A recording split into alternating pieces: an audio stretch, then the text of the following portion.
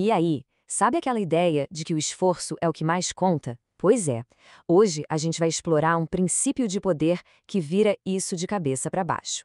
A ideia de que, às vezes, a percepção do nosso sucesso pode ser tão ou até mais importante do que o sucesso em si.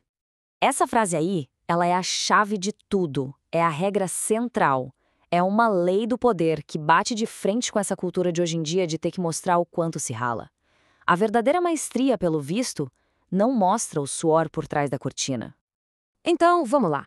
A primeira lição é essa: dissimule o seu esforço. Parece simples, né? Mas a execução, aí é que o negócio fica complexo. A ideia é esconder toda a labuta, todo o perrengue e apresentar só o resultado final. Aquela coisa linda, polida, que parece que simplesmente aconteceu. Mas por que fazer isso? Pensa bem. Quando alguém vê que algo deu um trabalho gigantesco, pode começar a duvidar.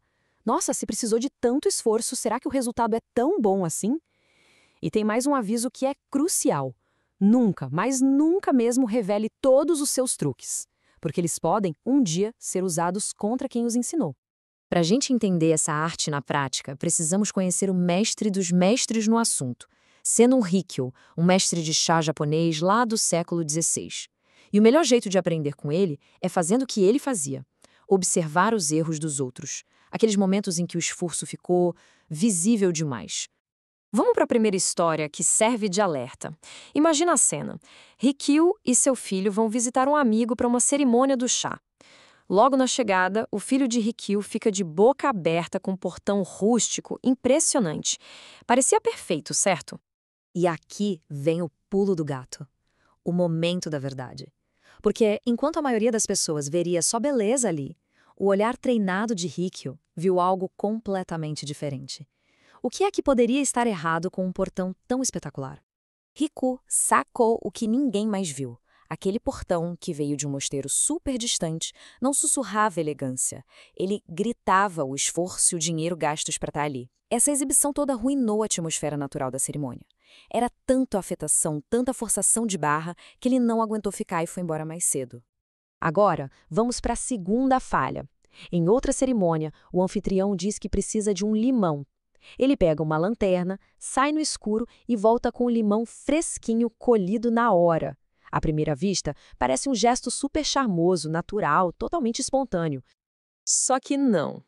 A verdade veio logo em seguida. O tal limão foi servido junto com um bolinho de arroz caríssimo, uma iguaria que claramente tinha sido planejada com muita antecedência. A tal espontaneidade era puro teatro, um truque calculado para impressionar.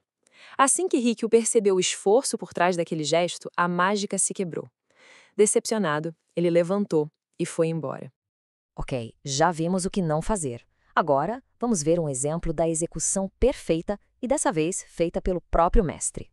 O cenário aqui era de altíssima pressão. O imperador, simplesmente a pessoa mais poderosa do Japão, estava a caminho da casa de Rikyu. E para complicar, a natureza resolveu dar um desafio a mais. Uma nevasca daquelas caiu durante a noite. E é aqui que a gente vê o esforço oculto em ação. Rikyu não foi lá e simplesmente varreu a neve. Não. Ele executou um plano super meticuloso durante a madrugada, quando ninguém estava vendo. Todo o trabalho foi feito no sigilo, antes de o sol nascer. E o efeito foi mágico. Quando o imperador Hideyori chegou, ele viu um caminho de círculos perfeitos no chão, como se a neve tivesse artisticamente evitado aquelas pedras. A beleza não estava só na visão, mas no mistério. O imperador ficou maravilhado não pelo trabalho, mas pela graça que parecia não ter explicação nenhuma. A lição de Rikyu foi tão poderosa que seus discípulos a levaram adiante.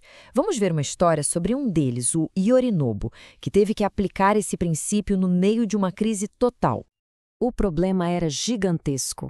Uma obra de arte de valor inestimável, famosa pela sua graça natural, foi simplesmente estragada pelos jardineiros.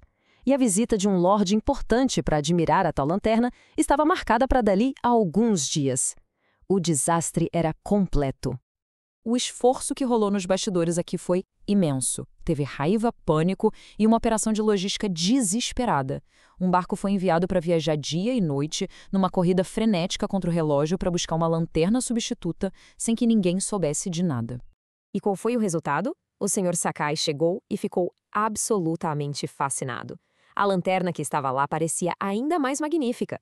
Ele viu apenas um efeito sublime, sem fazer a menor ideia do caos e do esforço hercúleo que aconteceram por trás das cortinas. Certo, já vimos as histórias. Mas, no fim das contas, por que esconder o esforço é uma estratégia tão eficaz? Qual é a psicologia e o poder que existem por trás disso? Essa estratégia funciona porque ela imita a própria natureza, que não revela seus truques, ela só apresenta o resultado final.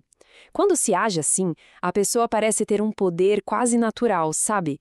O mistério inspira admiração e impede que rivais copiem os métodos. O verdadeiro poder não está no que foi feito, mas na impressão de que se poderia fazer muito mais, e com a mesmíssima facilidade. E este é o número-chave. A quantidade de esforço que o público deve perceber. 0. A perfeição do resultado final tem que ofuscar completamente o processo. E a gente termina com essa reflexão. A cultura de hoje em dia celebra a rotina pesada, o hustle, a transparência. Mas, ao revelar cada passo do processo, será que não estamos diminuindo o impacto das nossas próprias conquistas? Fica aí algo para se pensar.